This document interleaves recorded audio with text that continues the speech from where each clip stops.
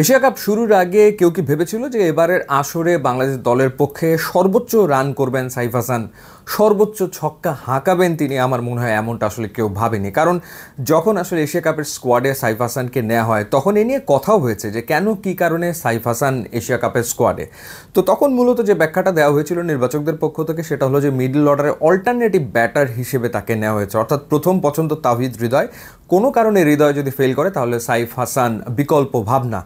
তো বাস্তবতার নিরিখে গিয়ে হঠাৎ করেই তিনি মেকশিফট ওপেনার বনে যান এবং ওপেনার বনে গিয়ে তিনি তুলকালাম কাণ্ড করেছেন। এশিয়া কাপে অ্যামেজিং ক্রিকেট খেলেছেন এবং বাংলাদেশের পক্ষে সর্বোচ্চ 178 রান তিনি করেছেন 4 ইনিংসে, যেটা টুর্নামেন্টের সেকেন্ড হাইয়েস্ট। আর ছক্কা মেরেছেন কতগুলো? তিনি ছক্কা মেরেছেন 12টা। 4 ইনিংসে তিনি 12টা ছক্কা মেরেছেন। তার চেয়ে বেশি ছক্কা এবারের আসরে মেরেছে শুধুমাত্র অভিষেক শর্মা, সংখ্যাটা হচ্ছে 17। ইনফ্যাক্ট টি-20 এশিয়া কাপের ইতিহাসে বাংলাদেশের পক্ষে সর্বোচ্চ ছক্কা মারার রেকর্ড তিনি গড়েছেন। দ্বিতীয় হাইয়েস্ট হচ্ছে 7 সংখ্যাটা, মাহমুদুল্লাহ রিয়াদ 7টা ছক্কা মেরেছিলেন এবং তৃতীয় সর্বোচ্চ হচ্ছে 5, সাব্বির রহমান 5টা ছক্কা মেরেছেন। এই আসরে বাংলাদেশি ব্যাটারদের ভেতরে তাওহিদ হৃদয়, শামীম হোসেন পাটোয়ারি তারা 3টা করে ছক্কা মেরেছেন। পারভেজ হোসেন ইমন তিনি 2টা ছক্কা মেরেছেন। সব মিলিয়ে এই যে 6টা ম্যাচ বাংলাদেশ খেলেছে সেই 6টা ম্যাচে বাংলাদেশের সব ব্যাটাররা মিলে ছক্কা মেরেছে সম্ভবত 13টা, আর সাইফ হাসান একাই ছক্কা মেরেছেন 12টা। তো ডেফিনেটলি এশিয়া কাপে বাংলাদেশের প্রাপ্তি বলতে সাইফ হাসান।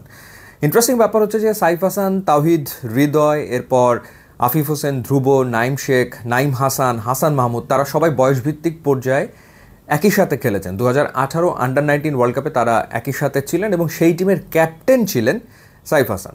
তো ওই টিমের কোচ যারা ছিলেন তারা বলতেন যে লঙ্গার ভার্সনে বাংলাদেশের ক্রিকেটের ব্রাইট ফিউচার সাইফ হাসান, অর্থাৎ রেড বল ক্রিকেটার। এবং সেই ভাবনা থেকেই কিনা টেস্ট ক্রিকেটে সাইফ হাসানের ডেবিউ আগে হয় 2020 সালে পাকিস্তানের বিপক্ষে এবং টি-20তে তার ডেবিউ হয় 2021-এ। তো প্রথম দফায় তিনি বাংলাদেশ দলের হয়ে 6টা টেস্ট খেলেন এবং 6টা টি-20 খেলেন। উল্লেখযোগ্য কোনো পারফরমেন্স ছিল না। টি-20তে সম্ভবত তার একটা 50 ছিল, 6 টেস্টে 159 রান, গড় 15-র মতো, কোনো 50 নেই, কিছুই নেই। তো এরপরে তিনি দল থেকে বাদ পড়েন এবং আমূল পরিবর্তন আনেন তার ব্যাটিং অ্যাপ্রোচে এবং তার মেন্টালিটিতে, তার টেকনিকে। কারণ আমরা দেখেছি যখন তিনি টেস্ট খেলতে নামলেন তার আসলে পা খুব একটা চলছিল না, তার ফ্রন্ট ফুটের মুভমেন্ট খুব একটা ভালো ছিল না, ফুটওয়ার্কের বিশাল ঘাটতি ছিল।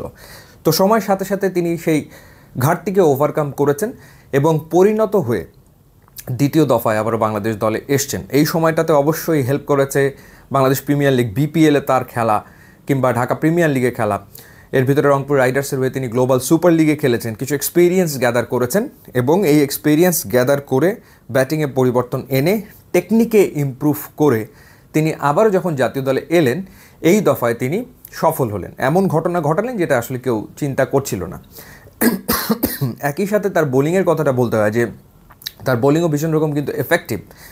এখনও হয়তো সেভাবে বোলিংয়ে তিনি সাফল্য পাচ্ছেন না, কিন্তু বোলিং নিয়ে তিনি যদি কাজ করেন, এখানে যদি তিনি ইমপ্রুভ করেন তাহলে কিন্তু তিনি বোলিংয়েও কন্ট্রিবিউট করতে পারবেন এবং সত্যিকার অর্থাৎ টি-20তে একজন ইউটিলিটি ক্রিকেটার তিনি হয়ে উঠতে পারবেন। অর্থাৎ ব্যাটিং পাশাপাশি বোলিং, ফিল্ডার হিসেবেও তিনি খারাপ না, ভালো ফিল্ডার, একজন ইউটিলিটি ক্রিকেটার হিসেবে আমার মনে হয় যে তিনি বাংলাদেশকে সার্ভ করতে পারবেন এবং সেটা বেশ লম্বা সময় ধরে।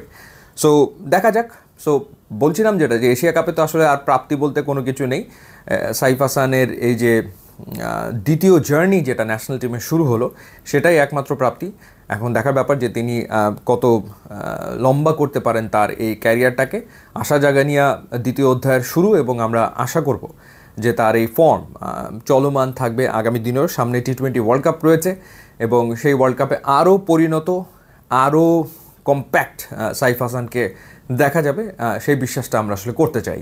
ইউটিউব, ইনস্টাগ্রাম লিঙ্ক দেওয়া আছে, আপনারা যোগ দিলে খুবই খুশি হবেন। And thanks for watching.